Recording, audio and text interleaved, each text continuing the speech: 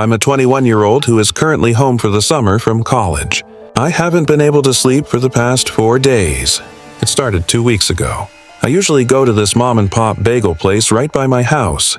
I buy the same thing and sometimes bring home bagels for my family. I'd gone on a weekday around 10 a.m. As I walked in, there was a young guy working the counter, maybe 24 or 25. He greeted me and asked what he could get for me while watching me intently. I gave him my order, then went to grab my credit card out of my wallet, only to have all my spare change fall out onto the floor. I was mortified. Before I could blink, the employee rushed around from behind the counter to help me pick it all up. While he crouched on the floor, I noticed he injured his finger, and I automatically felt 10 times worse. I insisted that he didn't need to help me, but he was adamant and picked up the rest of the coins. I asked how he injured his finger. He sighed and explained that he had dislocated it while playing rugby. We talked about rugby briefly, how long he'd been playing and where he played. Completely harmless conversation. I paid and wished him a nice day. Later that afternoon, I checked my Instagram notifications. I saw someone had started following me and I mindlessly clicked the notification. Seeing the profile picture, my stomach dropped. It was the guy from the bagel place. I was baffled. I didn't know how he even found me. Logistically speaking, my socials are just my first and last name. So if someone really wanted to find me, it'd be pretty easy. But he'd have to know my name. And I didn't even say it. All I asked was how he injured his finger. I tried to think of possible ways, like did he look at the name on the credit card? Or was my name on the receipt? I removed him as a follower and left it alone. About a half hour later, he followed me again. Then he DM'd me. The message said that he hoped it wasn't weird that he had found my Instagram. He claimed he couldn't stop thinking about me. Now I felt uneasy. It wasn't even that I didn't know him. I'm public online because of my career in music and theater. Random followers don't scare me. I can handle DMs from creeps online. This was much more serious and unnerving. This guy had access to me in person. His work was 10 minutes from my house. I decided to block him, thinking that would be the end of it. But boy, was I wrong. My job started up again. I worked from 7:30 to 3:00, and then had rehearsal for a show from 6 to 10 p.m. I was on my lunch break and checked my phone, only to see the guy had made another account and was spam-liking all my posts. I had over 50 notifications from him alone. The messages complimented my appearance and questioned why I blocked him and repeatedly insisted that he only wanted to get to know me. I went to rehearsal like normal, and during our 5-minute break, I checked my phone. I had over 100 notifications across multiple platforms. In addition to Instagram, he'd now found my Snapchat and TikTok. He spam-liked all of my TikToks that went back to 2022. Worst of all was the string of DMs he'd sent. The messages became increasingly demanding. He repeatedly asked why I wasn't answering him, complained about having to make new accounts after being blocked, commenting that I looked pretty that day, mentioning seeing me on Hinge, and questioning why I hadn't matched with him, and eventually began angrily demanding a response. My heart was racing as I stood in silence, processing everything. What was this guy's deal? I felt helpless during the remainder of rehearsal, spiraling until it finished at 10 p.m. I walked out of the stage door, gripping my keys tightly. I was only a few steps out when I came to a stop. Something had just moved by my car. I stopped and squinted. From what I could see, it looked like a man hovering around my driver's side window. I stared out into the dark parking lot. I'm nearsighted, so I couldn't really even see him that well. I bolted back inside through the stage door, locking it, and I raced to find one of the other actors from rehearsal. I ended up finding Finn, who was the head stage manager. My hands were shaking badly and I could barely get the words out. Finn calmed me down and I told him everything. He said he would check first and then walk me to my car. I sat in the green room, waiting while he checked. Nothing. My phone buzzed. Another DM. The message stated that I looked good in blue. That did it. I started to cry uncontrollably, scared out of my mind. Finn, being the angel he was, stayed later to calm me down and walk me to my car. My nerves were shot as I looked around the nearly pitch-black parking lot. I prayed he wasn't going to emerge from out of nowhere. There were tons of places he could rush out from, behind the garbage bin, behind the trees, the fence in the back, behind my car. Finn was beside me as I walked over to my car. I started to open my door when I saw it. 2 distinct handprints on my driver's side window. I wasn't paranoid. He had really been standing there. I couldn't even blame it on imagining things. He'd found the theater. I couldn't even begin to fathom how until it hit me. My Instagram story. I'd reposted the cast announcement from the theater, and he'd found out the address. I wanted to kick myself. I was going to be there all week, and now he knew where I was. Finn walked me to my car every day during rehearsal to ease my mind. I was restless at night. If he could find the theater, he might be able to find my address in my workplace. When would he stop? I did everything I could to cover my tracks. I wouldn't post myself on my story until I'd gotten home. I took an alternate route to work. I warned the theater about him, and I stopped going to the bagel shop. This angered him, and it only got worse. He was blowing up my phone with angry DMs. The messages complained that I had stopped coming into the shop. He asked where I'd gone. He questioned why I was no longer at work when expected. He would repeatedly ask where I was and eventually warned me that he could easily find me. Now, I was wondering if I needed to involve the police or was I being dramatic? Was it serious enough to involve the police? The performance dates were coming up and I was terrified he was going to come to the theater. I told the theater staff about it and they told me they'd keep me safe. Eventually, it was opening weekend. I didn't come out to the lobby after the first 2 shows since no one I knew was able to make it. After the Saturday matinee, one of my friends in the cast came to find me. She told me someone had come to see me and had left flowers. I felt bad, thinking maybe one of my friends had stopped by as a surprise.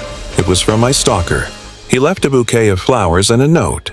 The note said that he was disappointed that I hadn't come to see him after the show.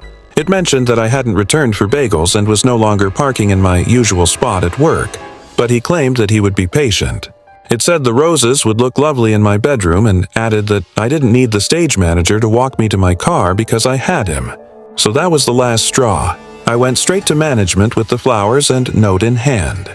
Apparently, some girl they'd recently hired to work box office had let him in. He told her he was my boyfriend and asked where I would come out after the performance so he could meet me. Worst of all, he'd purchased tickets for the entirety of the show's run. The director ended up calling an emergency meeting to explain everything. He was banned by the theater and his tickets were voided. I haven't heard anything since, and I'm currently trying to file a restraining order against him. I'm just praying he backs off and leaves me alone. This happened back in 2018. For some context to the story, I live in Northern Ireland on a street with a row of shops directly opposite my house. At the very end of this row is a pharmacy, which is the first shop you see when you turn into my street. Anyway, I was driving back to my house at about 2 a.m. from my friend's house. All I could think about was getting into bed and was on autopilot on the short drive home. As I got closer to my street, I could see a figure standing outside the pharmacy. I really didn't think twice about it and just assumed it was someone drunk or on a late-night walk. As I got closer to turn into my street, I could see that the person hadn't moved at all. They were dressed completely in black and were standing on the pavement directly in front of the pharmacy doors. Even from inside my car, something felt off. I'd lived on the street most of my life and had heard some stories of attempted break-ins into the pharmacy. So it dawned on me I might have been witnessing this person about to try breaking in. I turned into my street and slowed down to get a closer look. As soon as my headlights had properly lit them up, my heart dropped as the person lifted both of their hands to cover their face. They were also wearing black leather gloves. I could see that this person, who I'm pretty sure was a man, then slowly turned his head following my car driving past with his hands still covering his face. I sped up a bit out of fear of this man watching me, and without thinking, I pulled into my driveway out of instinct, which was directly across the road from the row of shops. The second I did it, I realized how stupid that was. Now he knew exactly where I live. I completely froze as I then tried to think about what to do next. I slowly looked at my rearview mirror to see if that man was still standing across the street. I remember feeling relieved for about half a second before another thought hit me. If he wasn't still standing there, where did he go? It couldn't have been more than 20 seconds since I passed him. I took a deep breath and opened my car door. I don't think I've ever run so fast to my front door and turned the key in the lock. I got into my house and locked the door behind me, trying to calm myself down. I texted my friend to let them know I was home and mentioned the encounter with the man. They said I probably scared the guy off when I drove by and that I was overthinking it. At the time, that actually sounded reasonable. I thought briefly about calling the police to explain what happened, but I didn't actually see the man commit any crimes, so I decided not to. I was exhausted, so I thought I'd try to forget about it and pass it off as just a weird encounter. My bedroom is at the front of the house, which has a clear view of the row of the pharmacy.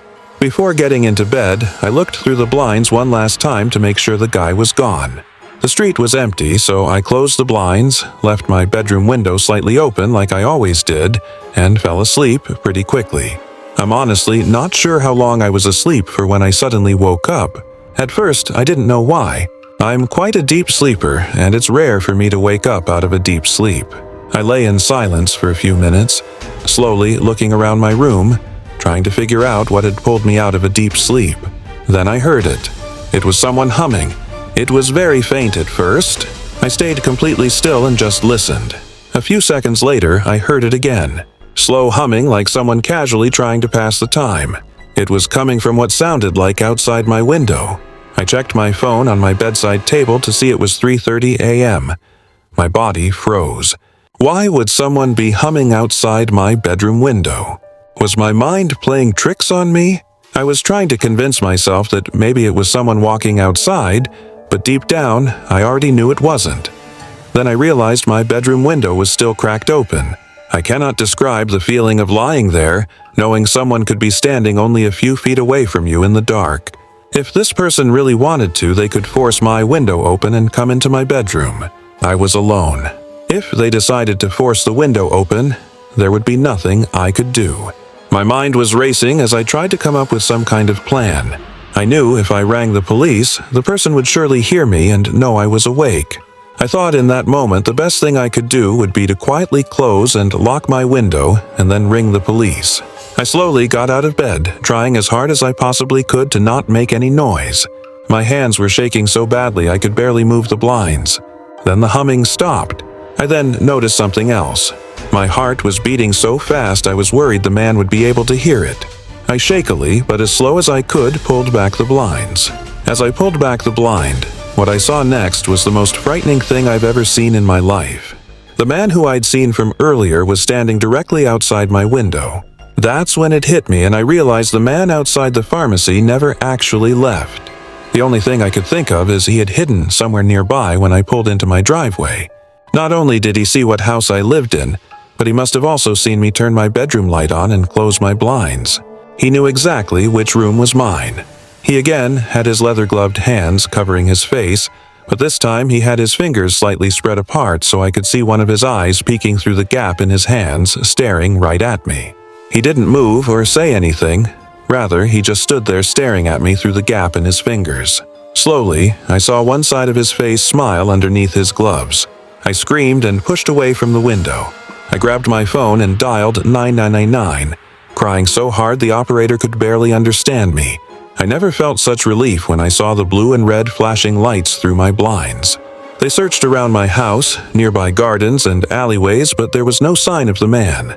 The only thing they found was that the glass of the door on the pharmacy had been smashed. The security shutter was down so the man couldn't get in, so he had given up and left. The police mentioned that he may have noticed me slowing down and watching him. I'm not sure if he wanted to intimidate me for witnessing him about to commit a crime, or whether he had some other reason for following me. I'll never know. I still live in this house today. I've never seen that man again, but every time I drive past the pharmacy, specifically late at night, I still look at that exact spot where he was standing, and I always think of this night. Prior to the experience I'm about to share with you, I was never really apprehensive about living alone. As a single 19-year-old, I was excited to gain some independence by moving out of a not-so-good situation with roommates. I was a server in a chain restaurant not too far from my hometown where I was working full-time hours and making decent money for the time. Not a ton of money, but enough to get an apartment of my own. Thankfully, there was an apartment complex down the road from my job that seemed safe and affordable for a single person. Apartments in my price range usually meant not having the most well-behaved neighbors, but despite the low cost of the apartment, Everything seemed normal and relatively safe for the first few months of my lease. I kept a fairly consistent schedule. Work, home, repeat. The only time I left my house outside of working was usually just to check my mail at the leasing office or bring my garbage to the dumpsters that were supplied by the landlord. Both of those errands were in the apartment complex less than half a mile away, a detail that will later be important in the events to come. After the first few peaceful months of living on my own, I started noticing strange things happening in my apartment. Things I couldn't explain. It didn't feel like someone was watching me, but it felt more like someone had been there while I was gone. The energy was just different. My apartment was on the second floor, so I had a set of stairs to climb before the space opened up to the living room and connecting kitchen. As soon as I approached the living room, I immediately noticed very large, man-sized, muddy footprints all over the carpet and leading into the kitchen. Call me stupid, but I went straight to the kitchen to see if someone was in there. It was empty with the exception of more muddy footprints. The kitchen offered no place for an adult to hide, so I searched the rest of the apartment before taking inventory of my valuables. Nothing was missing, which almost confused me even more than if something had been stolen. I called the leasing office to see if any maintenance workers were scheduled to be in my apartment that day, because that would definitely explain the footprints. They weren't the most professional company, so I thought maybe they forgot to let me know. The leasing office confirmed what I was dreading, though. No maintenance workers had been scheduled to be in my home that day. I had a friend that also lived in that same apartment complex just a few streets away. I told him everything I saw. He chalked it up to me being paranoid and said that I probably walked through my house with muddy boots on and forgot. I know I didn't forget, and I knew I wasn't crazy. A few days passed with no incident, but I knew I needed to pay closer attention to things like locking my doors and windows. This brought me some peace of mind, and just when I thought I could start to move on from the situation, things got worse and more strange. I started noticing some strange but non-threatening things, like my brand new jug of water that I stored in the fridge was now open and sitting on my kitchen counter and half gone. Another time, I noticed my heat had been cranked up to the highest possible setting, something I know I wouldn't have done since I was responsible for paying the heating bill. Each time something like this happened, I would call my friend and tell him what I was experiencing and that I suspected someone of breaking into my apartment. He always chalked it up to me being paranoid and believed I was simply forgetting that I actually did the things I was telling him about. After all, what would someone be doing in my apartment? I was a server and always had cash and coins sitting out in the open, but there was never any money missing. I also had various electronics and other items that a person could have easily taken if they wanted to, but they didn't. After a while of consistent events but no real evidence to report to the police, I actually started to think that maybe I was crazy or extremely forgetful like my friend said, or maybe I wasn't. After about 2 months of these events, I tried to ignore what was happening since nobody believed me and I couldn't prove anything. It wasn't until one summer night when I arrived home after a late shift at work. It was around 11 p.m. and pitch black outside. I walked by myself in the parking lot straight to my apartment as I usually did. With my keys in hand, I tried to insert my key into the door lock, but to my horror, my apartment door was already cracked open. Not wide open, but just shy of being completely closed. It was definitely not closed and locked like it was when I left. I may not have been the most cautious person in the world, but I would never go to work and not lock my door. I know I locked it. I had adopted a young cat at the time and he didn't go outside. Despite my better judgment and what I would recommend, I decided to go into the apartment alone to make sure my cat was still there. I shouldn't have done that, but I was furious knowing my cat could have escaped or worse.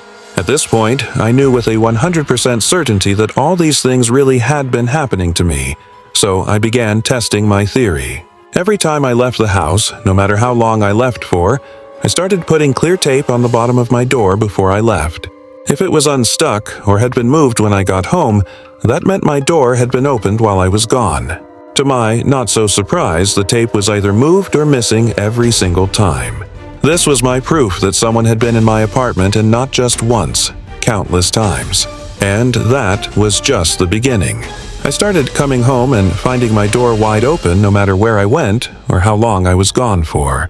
This included short trips to the nearby leasing office and the garbage dumpsters I mentioned earlier in my story just a minute or two away. I was left with no other choice but to believe that someone was not just breaking into my apartment, they were actively watching me. Fear and suspicion started to turn into anger. Anger that someone was doing this. Anger that nobody believed me, and anger that I hadn't caught the person making me scared to live alone.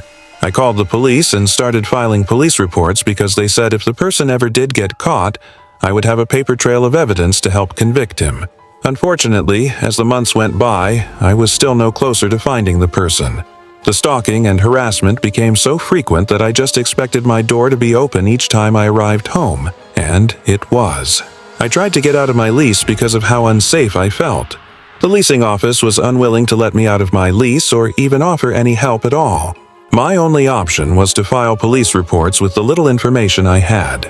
I filed the reports because of suspicion, but I had no solid evidence of a break-in or theft. I was at the point where I had to accept that my life would be this way until I was able to move out. It wasn't until one afternoon when I was relaxing at home on my first day off in a while that I saw something that nobody could deny or pass off as paranoia. My gaming system and multiple other electronics were missing from my TV console. This was my first win, my first I told you so.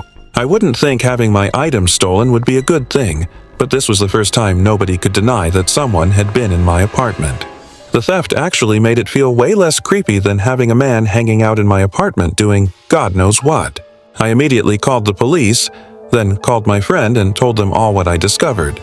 The police came and took another report with the new information, and my friend was, for lack of a better word, completely flabbergasted and extremely apologetic. My friend started keeping a closer eye on my apartment, even sometimes lending me his dog to be my home security while I was at work. Thankfully, nothing too serious happened after that. I finished the rest of my lease and moved out, never finding out who the perpetrator was. Fast forward 4 years, and I met my now spouse.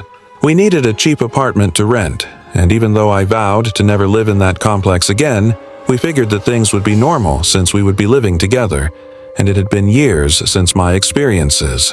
We were correct at first. Just as my previous tendency started, things were normal and peaceful. Until one day, I was bringing groceries in from the car when I was stopped by a maintenance worker of the complex. He called me by my name and asked me if I used to live in that apartment and pointed to my former apartment. I was freaked out that this guy not only knew my name but also knew which apartment I lived in years prior. I instinctively said no and asked him how he knew my name and information. He said the leasing agent woman in the office told him. I took a step back from him because at this point I was genuinely freaked out. He must have sensed my suspicion of him because he followed up with some information I had been waiting for years. He told me that a former maintenance worker of theirs had recently been fired and arrested for breaking into women's apartments, and he thinks I was one of his victims. I felt a huge but equal mix of fear and relief. Not only did the perpetrator have his own key to my apartment, but he was able to keep such a close eye on me because he lived right across the street. Our front doors faced each other and our apartments were no more than 50 feet apart. This made things so much clearer. Every time I left for work, checked the mail, did anything outside of my apartment, even for just a few minutes, he was watching and able to enter and exit my apartment so quickly. To this day, I'm thankful that I was never a victim of something worse, but I still carry these experiences with me today. Never take your safety for granted. Trust your instincts. Better to be safe than sorry. Safe than sorry.